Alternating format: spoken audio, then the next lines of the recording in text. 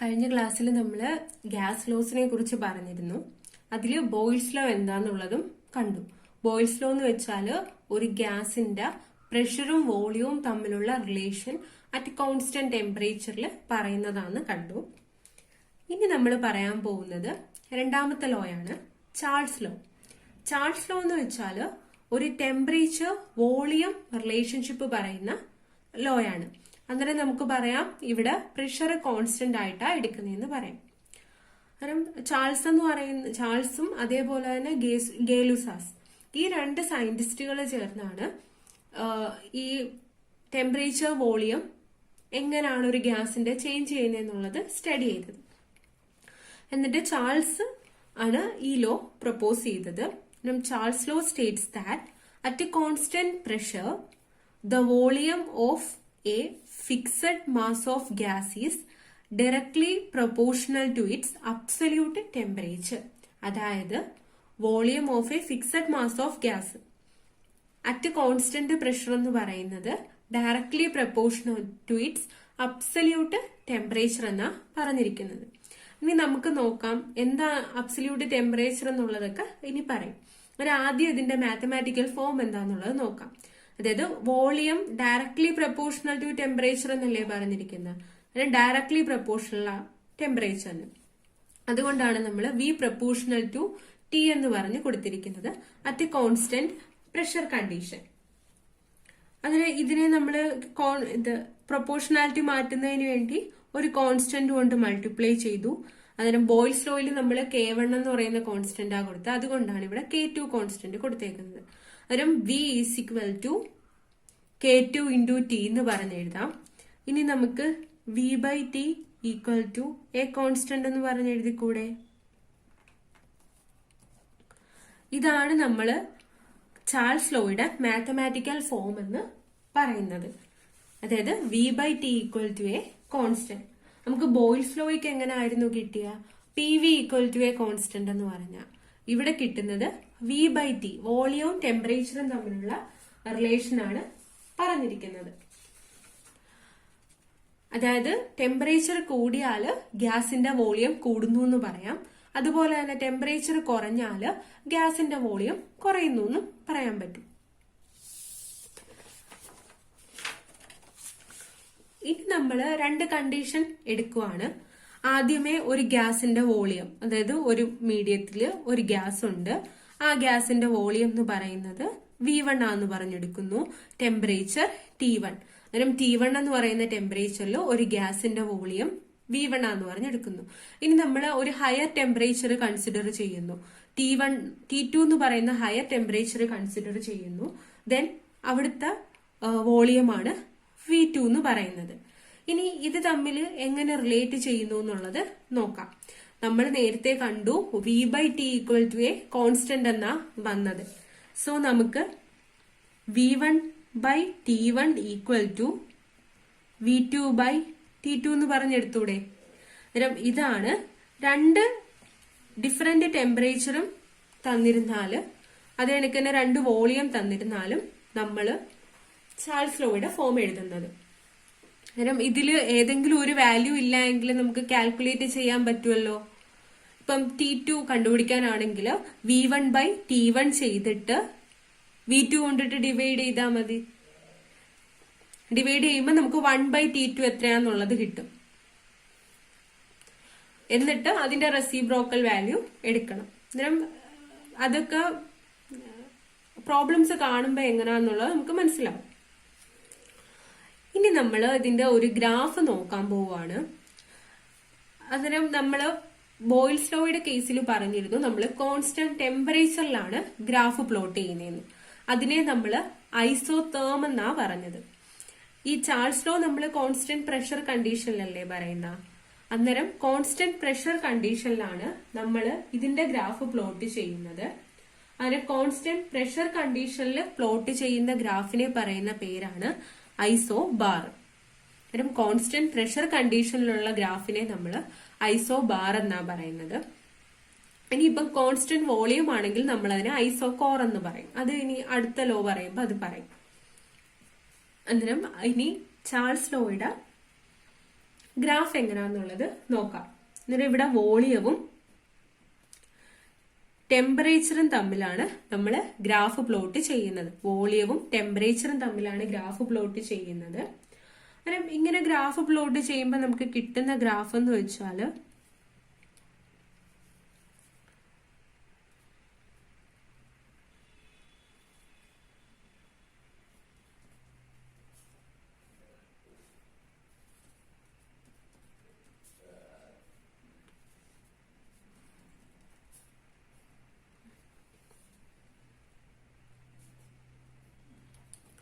ഇങ്ങനെ ഇപ്പം ഇത് ഓരോ ഗ്രാഫും കാണിക്കുന്നത്, ഈ ഓരോ ഗ്രാഫ് എന്ന് പറയുന്നതും ഓരോ പർട്ടിക്കുലർ പ്രഷറിലുള്ളതാണ്. ഇതിപ്പം P1 പ്രഷർ, ഇത് P2 പ്രഷർ, ഇത് P3 പ്രഷർ, ഇത് P4 പ്രഷർ. അന്നേരം P1 എന്ന് പറയുന്ന ഒരു കോൺസ്റ്റന്റ് പ്രഷറിൽ നമ്മൾ ഈ ഗ്രാഫ് പ്ലോട്ട് ചെയ്യാൻ നോക്കിയതാണ്. ഗ്രാഫ് പ്ലോട്ട് ചെയ്തപ്പോഴത്തേക്ക് നമുക്ക് ഇങ്ങനെ ഒരു ഗ്രാഫാണ് കിട്ടിയത്. പിന്നെ ഇതിനെ നമ്മൾ എക്സ്ട്രാപോളേറ്റ് ചെയ്തിട്ടാണ് ഈ ഗ്രാഫിൽ കൂട്ടിമുട്ടിച്ചത്. ഈ ഗ്രാഫിൽ അത് മുട്ടിയത് ഒരു വാല്യൂ ഉണ്ട്. ആ വാല്യൂവിനെ നമുക്ക് -273.15 ഡിഗ്രി സെൽഷ്യസ് എന്നാ പറയുന്നത്. ആ വാല്യൂവിനെ -273.15 ഡിഗ്രി സെൽഷ്യസ് എന്നാ പറയുന്നത്. അതിനെ നമുക്ക് നോക്കാം എങ്ങനെയാ ഈ ഗ്രാഫ് അനലൈസ് ചെയ്യുന്നതെന്നുള്ളത്. അതായത് ഒരു പർട്ടിക്കുലർ പ്രഷറിൽ P1 എന്ന് പറയുന്ന പ്രഷറിൽ നമ്മൾ അതിന്റെ ടെമ്പറേച്ചർ നോക്കുന്നു. ടെമ്പറേച്ചർ ഇങ്ങനെ പല വാല്യൂസ് ടെമ്പറേച്ചറിനുണ്ടല്ലോ. ടെമ്പറേച്ചർ നമ്മൾ ഓരോന്ന് കൊടുത്തു. ആ കറസ്പോണ്ടിങ് വോളിയം മെഷർ ചെയ്ത് ഇത് ഇവിടെ നടുക്കാണ് 0 നമ്മൾ മാർക്ക് ചെയ്തിരിക്കുന്നത്. ഇങ്ങോട്ട് നെഗറ്റീവ് ഡിഗ്രി സെൽഷ്യസ് ആ പറയുന്നത്. അതായത് -100, -200 അങ്ങനെ ഓരോ ഡിഗ്രി സെൽഷ്യസ് പറയും. ഇങ്ങോട്ട് പോസിറ്റീവ് ഡിഗ്രി സെൽഷ്യസ്. അന്നേരം 0 ഡിഗ്രി സെൽഷ്യസ് അപ്ലൈ ചെയ്തിട്ടും, അതായത് നമ്മളിവിടെ പറയുന്നതെന്ന് വെച്ചാൽ ടെമ്പറേച്ചർ കൂടിയാൽ വോളിയം കൂടും, ടെമ്പറേച്ചർ കുറഞ്ഞാൽ വോളിയം കുറയും. ആ ഒരു കണ്ടീഷനാണ് നമുക്ക് ചാൾസ് ലോയിൽ നിന്നും കിട്ടുന്നത്. അങ്ങനെ ഒരു പർട്ടിക്കുലർ പ്രഷർ കൊടുത്തു, നമ്മൾ ടെമ്പറേച്ചർ നമ്മൾ ഒരു ഹൈ ടെമ്പറേച്ചറിൽ നിന്നും ലോ ടെമ്പറേച്ചറിലോട്ട് വരിക. അതിനനുസരിച്ച് ടെമ്പറേച്ചർ കുറച്ചു കൊണ്ടുവരുന്നതിനനുസരിച്ച് വോളിയവും കുറയുന്നുണ്ട്. അതുകൊണ്ടല്ലേ ഇങ്ങനെ ഗ്രാഫ് വരുന്നത്. അന്നേരം 0 ഡിഗ്രി ടെമ്പറേച്ചർ നമ്മൾ കൊടുത്തു. 0 ഡിഗ്രി ടെമ്പറേച്ചർ കൊടുത്തപ്പോഴും ഒരു പർട്ടിക്കുലർ വോളിയം വാല്യൂ ആ സബ്സ്റ്റൻസിനൊക്കെ ഉണ്ടായിരുന്നു. കാര്യം 0 ഡിഗ്രി ടെമ്പറേച്ചർ കൊടുക്കുമ്പോൾ ഇവിടെ ഒരു വോളിയം വാല്യൂ ഈ P1 പ്രഷറിൽ ആ ഗ്യാസിനുണ്ടായിരുന്നു. ദെൻ വീണ്ടും നമ്മൾ നെഗറ്റീവ് ടെമ്പറേച്ചർ കൊടുത്തു തുടങ്ങി. അതായത് വീണ്ടും -1 ഡിഗ്രി സെൽഷ്യസ്, -2, അങ്ങനെ -100, -200 ഡിഗ്രി എല്ലാം കൊടുത്തിട്ടും ഇതിന് ഒരു വോളിയം ഉണ്ട്. അന്നേരം നമ്മൾ സാധാരണ പറയുന്നതെന്ന് വെച്ചാൽ ഇപ്പം ടെമ്പറേച്ചർ 0 ആവുമ്പോഴത്തേക്ക് വോളിയവും 0 ആവണം എന്നുള്ളൊരു കണ്ടീഷൻ വരത്തില്ലേ. കാര്യം ടെമ്പറേച്ചറിനനുസരിച്ച് വോളിയം കുറഞ്ഞുകൊണ്ടിരിക്കുക. അതായത് നമുക്കറിയാം 0 ഡിഗ്രി സെൽഷ്യസ് എന്ന് പറയുന്നത് 0 ടെമ്പറേച്ചർ എന്ന് പറയുന്ന ഒരു മീനിങ് ആണ്. അന്നേരം 0 ഡിഗ്രി സെൽഷ്യസ് കൊടുത്തിട്ടും ഇതിന് വോളിയത്തിന് ഒരു ഡെഫിനിറ്റ് വാല്യൂ ഉണ്ടായിരുന്നു. അങ്ങനെ നമ്മൾ നെഗറ്റീവ് ടെമ്പറേച്ചർ കൊടുത്തു പോയത്. വീണ്ടും അതിനെ കൂൾ ചെയ്ത് കൊണ്ടുപോയി. പിന്നെ നമ്മളൊരു ഹൈപ്പോത്തറ്റിക്കൽ ആയിട്ടുള്ള ഒരു ടെമ്പറേച്ചർ, അതായത് -273.15 ഡിഗ്രി സെൽഷ്യസ് എന്ന് പറയുന്ന ഒരു ടെമ്പറേച്ചർ എത്തിയപ്പം നമ്മൾ പറഞ്ഞു അതിന്റെ വോളിയം 0 ആണെന്ന്. അതായത് ഒരു ഹൈപ്പോത്തറ്റിക്കൽ കണ്ടീഷനാണ്. കാര്യം നമുക്ക് ഒരിക്കലും ആ ഒരു ടെമ്പറേച്ചർ റീച്ച് ചെയ്യാൻ പറ്റത്തില്ല. എക്സ്പെരിമെന്റ് വഴിയാണെങ്കിലും 260 എത്രയോ ടെമ്പറേച്ചർ വരെങ്ങാണ്ടേ റീച്ച് ചെയ്തിട്ടുള്ളൂ. നമുക്ക് ഹൈപ്പോത്തറ്റിക്കൽ ആയിട്ട് മാത്രമേ ഈ -273.15 ഡിഗ്രി സെൽഷ്യസ് റീച്ച് ചെയ്യാൻ പറ്റൂ. ആ സമയത്ത് നമുക്ക് പറയാം, അതായത് ഇപ്പം ഏതെങ്കിലും ഒരു കണ്ടീഷനിൽ നമ്മൾ ആ -273.15 ഡിഗ്രി സെൽഷ്യസ് എത്തിയാൽ നമുക്ക് പറയാം ആ ഗ്യാസിന്റെ വോളിയം 0 ആണെന്ന് പറയാൻ കഴിയും. അതുകൊണ്ടാണ് നമ്മൾ ഇതിനെ ഡോട്ടഡ് ലൈൻ വെച്ച് കാണിച്ചിരിക്കുന്നത്. കാര്യം എക്സ്ട്രാപോളേറ്റ് ചെയ്താണ് നമ്മൾ ആ ഒരു വാല്യൂവിൽ എത്തിച്ചേർന്നിരിക്കുന്നത്. ഇനി ഇവിടുത്തെ പ്രഷറിന്റെ വാല്യൂ എന്ന് വെച്ചാൽ P1 ആണ് ഏറ്റവും കുറവ്, P2, P3, P4. ഇങ്ങനെയാണ് ഈ പ്രഷറിന്റെ വാല്യൂസ് വേരി ചെയ്യുന്നത്. നിങ്ങൾ ഈ ഗ്രാഫ് എങ്ങനാന്നുള്ളതും പഠിച്ചു വെച്ചേക്കണം. ഈ ഡിഫറെന്റ് പ്രഷറിൽ വരുമ്പം ഗ്രാഫ് എങ്ങനെയാ വേരി ചെയ്യുന്നതെന്നുള്ളത്. കാര്യം ഏതിന്റെ ഈവൺ പ്രഷറാണ്, അതായത് കൂടിയ പ്രഷറിന്റെ വാല്യൂ ആണോ ആദ്യം വരുന്നത് ആ ഗ്രാഫിന്, അത് നോക്കി വെച്ചേക്കണം. ഇതാണ് ചാൾസ് ലോയുടെ ഗ്രാഫ്.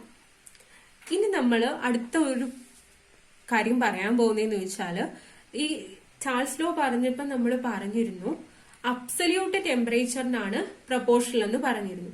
നമ്മളിപ്പോ ഇവിടെ ഡിഗ്രി സെൽഷ്യസ് ടെമ്പറേച്ചറല്ലേ എടുത്തിരിക്കുന്നത്.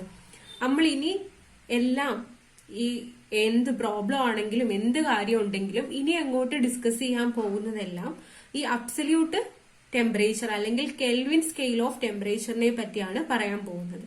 നമ്മൾ കാൽക്കുലേഷനിലാണെങ്കിൽ പോലും എവിടെ ടെമ്പറേച്ചർ വാല്യൂ ഉണ്ടെങ്കിലും, ഇപ്പം കാൽക്കുലേഷനിലൊക്കെ ടെമ്പറേച്ചർ വാല്യൂ ഡിഗ്രി സെൽഷ്യസിലായിരിക്കും തന്നിരിക്കുന്നത്. നമ്മൾ അതിനെ ഈ കെൽവിൻ സ്കെയിലിലുള്ള ടെമ്പറേച്ചർ ആയിട്ട് മാറ്റിയിട്ട് മാത്രമേ പ്രോബ്ലംസ് ചെയ്യാൻ പാടുള്ളൂ. അന്നേരം അബ്സല്യൂട്ട് സ്കെയിൽ ഓഫ് ടെമ്പറേച്ചർ എന്താന്നുള്ളത് നോക്കാം. അന്നേരം the lowest hypothetical or imaginary temperature at which gases are supposed to occupy zero volume is called absolute zero. ഞാൻ നേരത്തെ ഗ്രാഫ് പറഞ്ഞപ്പം പറഞ്ഞിരുന്നു ഈ ഒരു -273 ആ ഒരു ഡിഗ്രി സെൽഷ്യസ് വന്നാല് നമുക്ക് പറയാം ഈ ഗ്യാസിന്റെ വോളിയം 0 ആവുന്നു. കാരണം ആ ഒരു ഇമാജിനറി ടെമ്പറേച്ചറിനെയാണ് നമ്മൾ അബ്സല്യൂട്ട് സീറോ എന്ന് പറയുന്നത്. The scale of temperature based on absolute zero is called absolute scale of temperature or Kelvin scale. അതിനെ നമ്മൾ കെൽവിൻ സ്കെയിൽ എന്ന് പറയും. അതേ കണക്ക് തന്നെ തെർമോഡൈനാമിക് സ്കെയിൽ ഓഫ് ടെമ്പറേച്ചർ എന്നും പറയാറുണ്ട്.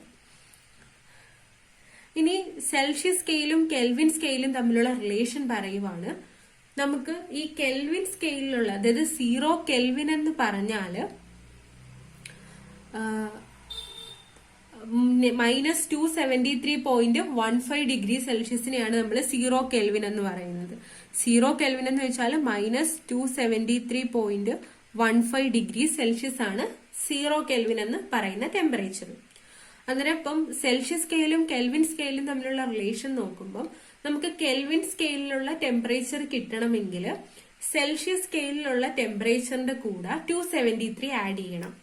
അന്നേരം കെൽവിൻ സ്കെയിലിലുള്ള ടെമ്പറേച്ചർ കിട്ടണമെങ്കിൽ സെൽഷ്യസ് സ്കെയിലിലുള്ള ടെമ്പറേച്ചറിന്റെ കൂടെ 273 ആഡ് ചെയ്തെങ്കിൽ മാത്രമേ നമുക്ക് ഈ കെൽവിൻ സ്കെയിലിലുള്ള ടെമ്പറേച്ചർ കിട്ടത്തുള്ളൂ. അതാണ് TK equal to T degree Celsius plus 273 എന്ന് പറയുന്നത്. ഇപ്പൊ നമുക്ക് ഏതെങ്കിലും ക്വസ്റ്റ്യനിലോ എങ്ങാനും 25 ഡിഗ്രി സെൽഷ്യസ് എന്ന് പറഞ്ഞിരിക്കുക, അല്ലെങ്കിൽ 27 ഡിഗ്രി സെൽഷ്യസ് ആണ് ടെമ്പറേച്ചർ എന്ന് പറഞ്ഞിരിക്കുക. അന്നേരം അതിനെ നമുക്ക് കെൽവിൻ സ്കെയിലോട്ട് മാറ്റണമെങ്കിൽ ആ 27 പ്ലസ് 273, അങ്ങനെ 27 പ്ലസ് 273 300 കെൽവിൻ ആണ്. അന്നേരം 27 ഡിഗ്രി സെൽഷ്യസും 300 കെൽവിനും ഈക്വൽ ടെമ്പറേച്ചർ ആണെന്ന് പറയാൻ കഴിയും.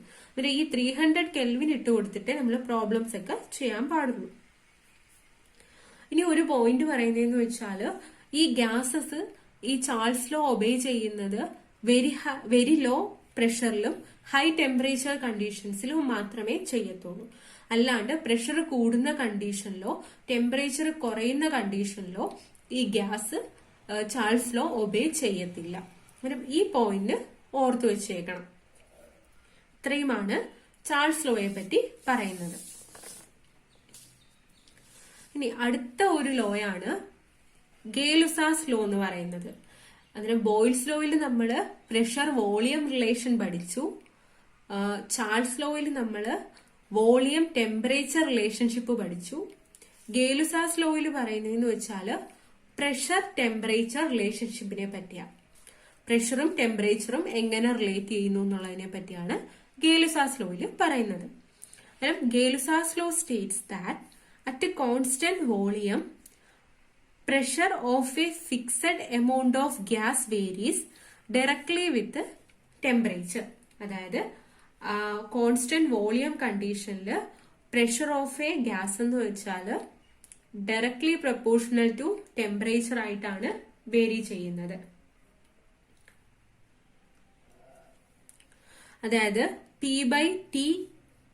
പി പ്രൊപ്പോർഷണൽ ടു ടി ആണ്. നമ്മൾ വി പ്രൊപ്പോർഷണൽ ടു ടി പറഞ്ഞില്ല, ആ സെയിം കേസ് ആണ് ഇവിടെയും വരുന്നത്. അന്നേരം പി പ്രൊപ്പോർഷണൽ ടു ടി ആണ്. സോ നമുക്ക് പറയാം P by T equal to a constant എന്ന് പറഞ്ഞൂടെ. P by T equal to a constant. അന്നേരം ഇതാണ് ഗേ-ലുസാസ് ലോ പറയുന്നത്. പി പ്രൊപ്പോർഷണൽ ടു ടി ആണ് അറ്റ് കോൺസ്റ്റന്റ് വോളിയം കണ്ടീഷനിൽ. അന്നേരം നമുക്ക് പറയാം P equal to K3 T. K3 എന്ന് വെച്ചാൽ തേർഡ് ലോ ആയിട്ടല്ലേ നമ്മൾ ഗേ-ലുസാസ് ലോ പറഞ്ഞത്, അതിന്റെ കോൺസ്റ്റന്റ് ആയതുകൊണ്ടാണ് K3 എന്ന് കൊടുത്തേക്കുന്നത്. അന്നേരം P equal to K3 T എന്ന് പറയും. So P by T equal to a constant എന്ന് പറഞ്ഞ് കിട്ടും. അന്നേരം ഇത് ഡിഫറെന്റ് കണ്ടീഷനിലാണെങ്കിൽ നമുക്ക് എങ്ങനെ ഇക്വേഷൻ എഴുതാം? P1 by T1 is equal to P2 by T2. അന്നേരം ഈ ഒരു ഫോമാറ്റിൽ നമുക്ക് ഈ ഇക്വേഷനെ മാറ്റി എഴുതാനായിട്ട് കഴിയും. ഇനി നമ്മൾ നോക്കുന്നത് ഇതിന്റെ ഗ്രാഫ് എങ്ങനെയാന്നുള്ളതാണ്. ഇതിന്റെ ഗ്രാഫ് നോക്കുമ്പോൾ നമ്മൾ ഇത് കോൺസ്റ്റന്റ് വോളിയം കണ്ടീഷനിലല്ലേ മെഷർ ചെയ്യുന്നത്. സോ കോൺസ്റ്റന്റ് വോളിയം കണ്ടീഷൻ ആയതുകൊണ്ട് തന്നെ നമുക്ക് പറയാം ഇതിന്റെ ഗ്രാഫിനെ ഐസോകോർ എന്ന് പറയാം. കോൺസ്റ്റന്റ് വോളിയം പ്ലോട്ടിനെ നമ്മൾ ഐസോകോർ എന്നാണ് പറയുന്നത്. ഇതിന്റെ ഗ്രാഫ് നോക്കുമ്പോഴത്തേക്കും പ്രഷറും ടെമ്പറേച്ചർ ഇൻ കെൽവിനിലുള്ള ടെമ്പറേച്ചറും പ്രഷർ ബാർ എന്ന് പറയുന്ന യൂണിറ്റിലുമാണ് നമ്മൾ പറയാൻ പോകുന്നത്. അന്നേരം ഇതിന്റെ കർവ് എന്ന് വെച്ചാല്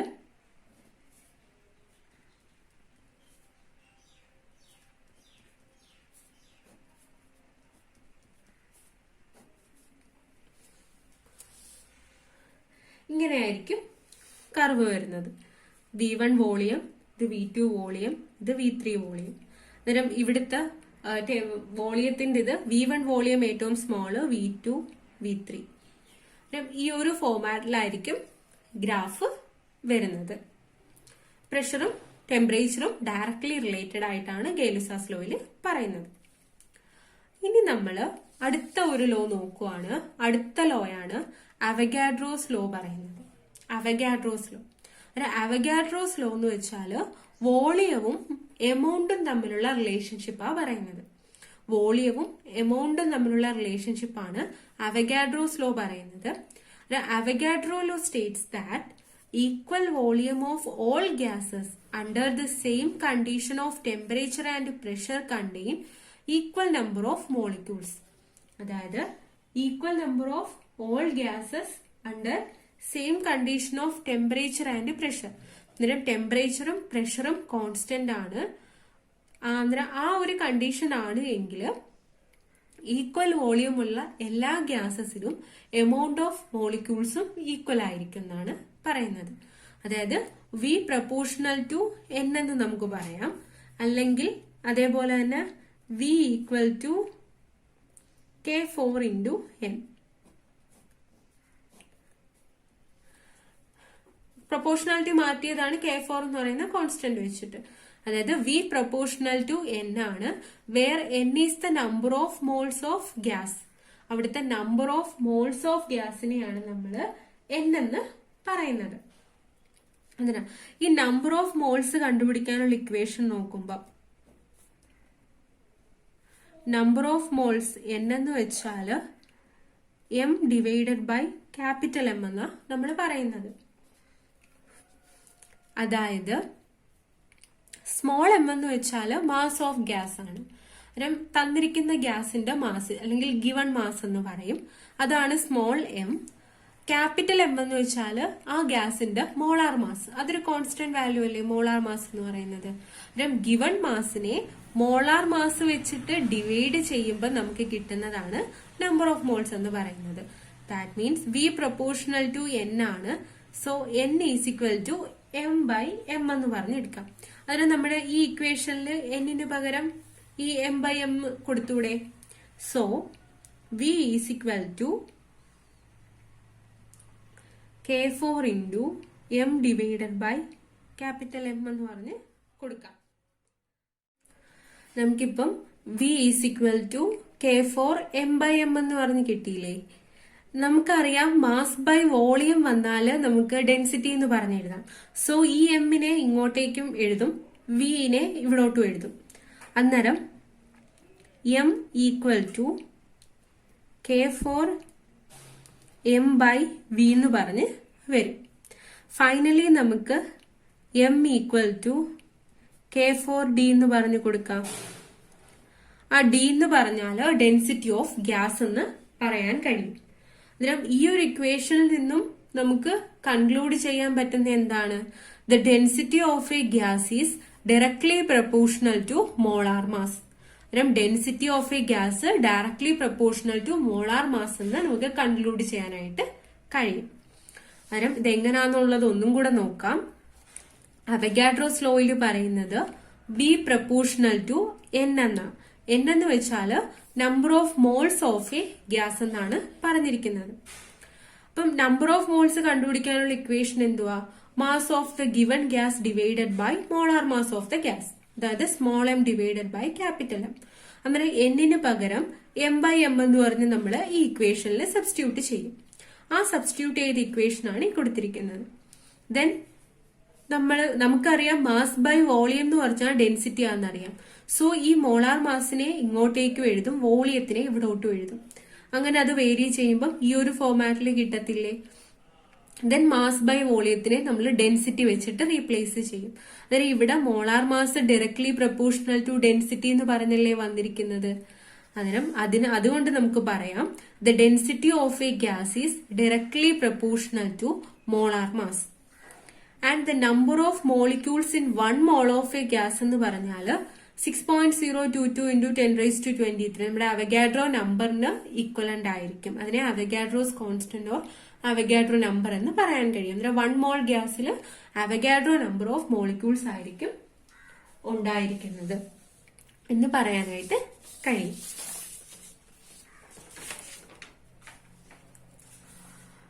ഇനി നമ്മൾ ഒരു പോയിന്റ് പറയുവാണ്. Since the volume of a gas is directly proportional to the number of moles. അന്നേരം volume of the gas directly proportional to number of moles എന്നല്ലേ പറഞ്ഞിരിക്കുന്നത്.